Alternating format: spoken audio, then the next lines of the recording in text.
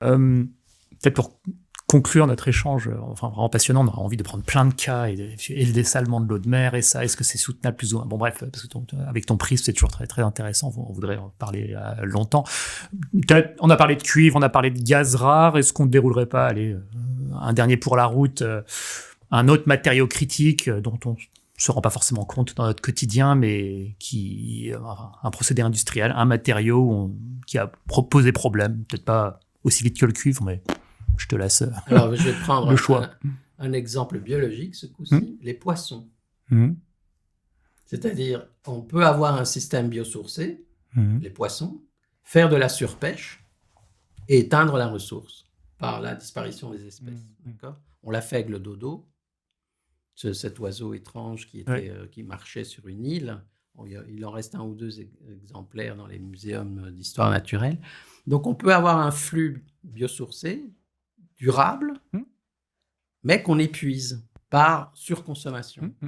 Et encore une fois, parce qu'on n'a pas l'institution, il faut avoir des institutions qui régulent ça. C'est le prix Nobel, le vrai faux prix Nobel d'économie de Madame Ström, qui elle a dit, qui a montré comment la gestion des communs était possible par certaines communautés, notamment par des pêcheurs de homards, qui doivent contrôler leur niveau de pêche parce que sinon ils épuisent la ressource. Donc, donc du côté du biosourcé, on peut zombifier un flux de ressources biosourcées par surexploitation. On repousse le mur avec la pisciculture, avec Voilà. le poisson d'élevage. Exactement. Se heurte à d'autres limites aussi. Mais on rencontre d'autres limites, etc.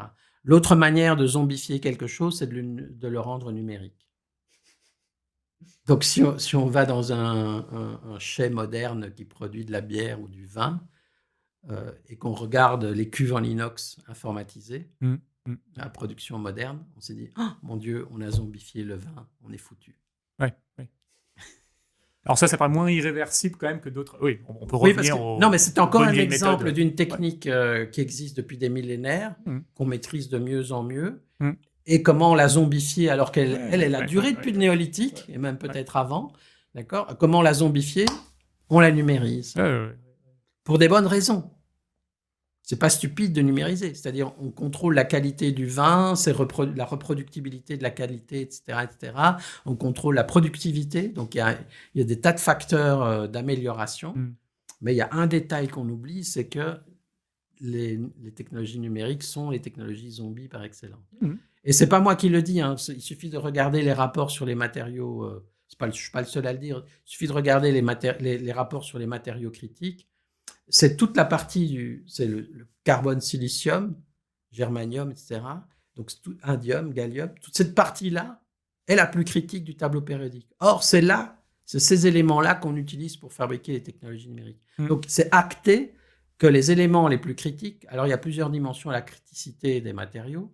Il y a les aspects géologiques, il y a les aspects industriels, les aspects économiques, les aspects géopolitiques. C'est multidimensionnel. Mais les matériaux les plus critiques sont ceux destinés à la fabrication des technologies numériques. Ouais. Donc, il faut des artisans boulangers sans numérique. Il en existe d'ailleurs, de plus en plus. Ça restera possible de faire du pain sans numérique, mais effectivement, en numérisant tout, en plus, on détourne des ressources du numérique lui-même. Quoi. Ça accélère, on va dire, la fin de l'ère du numérique en utilisant le numérique pour des usages dont on pourrait se passer. Bon, bref, ça en fera moins pour les usages dont on ne peut pas se passer, comme les smartphones. Super. Si les auditeurs veulent se renseigner davantage, outre te suivre, peut-être assister à ton cours, tes conférences, quelle lecture, quels autres penseurs ou experts est-ce que tu recommanderais de suivre ou de lire ? C'est toujours la question qui tue, celle-là.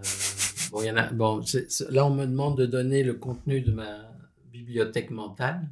Il y a des dizaines, oui, je sais pas combien de livres il y a. Mais je trouve qu'un auteur qui est sous-estimé, qui n'est pas très traduit en français, c'est Václav Smil. Ah oui, oula. Václav Smil est un des précurseurs de toutes ces questions, et avec une vision relativement systémique et de comment fonctionnent tous les systèmes sociotechniques que l'on a. Après, il y a énormément de livres d'histoire des techniques qui sont très intéressants. Moi, j'aime beaucoup celui de Bertrand Gilles sur l'histoire des techniques. Malheureusement, ce livre est introuvable, Ah oui. parce que non seulement il est à la Pléiade, dans la collection de la Pléiade, mais il est introuvable parce qu'il n'est plus édité. Mais j'en ai un exemplaire que je ne prêterai à personne. Et donc, sinon, il y a du côté... qu'est-ce que je vais dire du côté... ce qui est très important de se faire dans ces questions, c'est d'avoir une culture scientifique générale, très importante. C'est quoi le système Terre, mais pas vu par une seule discipline. Bien sûr. Pas uniquement les géologues, pas uniquement les biologistes, pas uniquement les physiciens, mais une vision globale. Et inversement, si on est plutôt physicien, ingénieur, plutôt dans les sciences naturelles, chimiste, etc., se faire une culture dans les sciences sociales, l'anthropologie, l'histoire, ne fût-ce que l'histoire, la sociologie, la philosophie des techniques. D'accord ? C'est-à-dire comprendre comment ça fonctionne et comment fonctionnent les sciences sociales qui étudient ça. Donc, en fait, dans ma bibliothèque, j'ai les deux. J'ai une partie qui est sciences et techniques, physique, ingénieur, chimiste, biologiste, etc., mais transversale, pour avoir une vision complète du système Terre. Et puis, de l'autre côté, j'ai une bibliothèque philosophie, sociologie, histoire des techniques et des sciences. Et j'ai la chance de collaborer avec des collègues qui sont spécialisés justement dans l'histoire, la philosophie, sociologie, des sciences ou des techniques, et avec qui je collabore régulièrement. Et donc, je m'éduque à leur contact. Et puis, on essaye justement de faire ce croisement. Parce que ça veut dire technologie vivante du point de vue des sciences sociales et du point de vue physique que j'amène. Et donc là, c'est un travail. Mais pour faire ça, il faut qu'on ait un minimum de culture de part et d'autre. Donc, j'ai pas d'auteur, ça me vient pas à l'idée comme ça de donner des auteurs parce qu'en fait, il y en a trop. Mais c'est ça, c'est la culture, comme on dit en anglais, polymath. C'est-à-dire avoir une vision plus transversale des savoirs. Alors évidemment, c'est un défi immense puisqu'on a une accumulation de savoirs gigantesque. Et se dire que pour pouvoir travailler en interdisciplinarité, on ne peut pas tout maîtriser soi-même. Donc moi, je ne vais pas devenir philosophe des techniques soudainement. Ce n'est pas le but d'ailleurs non plus. Mais par contre, je dois comprendre ce qu'il raconte et comment il travaille en fait. Ou même chose pour les historiens des techniques. Qu'est-ce que ça m'apprend, etc. Et ça permet à ce moment-là de construire de l'interdisciplinarité. Si je comprends comment l'autre fonctionne et que je suis de bonne volonté, à ce moment-là, je peux commencer à croiser mes considérations physiques avec leurs considérations historiques, sociologiques ou économiques, etc. Ouais. Et donc, il faut une grande bibliothèque. Ouais, tout à fait. Bon, en conclusion, alors, je ne sais pas si c'est 2100 ou 2300, mais en tout cas, dans un avenir plus ou moins lointain. Donc les fossiles, c'est mort. Le numérique, c'est mort. Donc, non, le numérique tel qu'il est fait. Tel qu'il est fait, tout à fait. Pour le reste, on n'en sait rien. On n'en sait rien.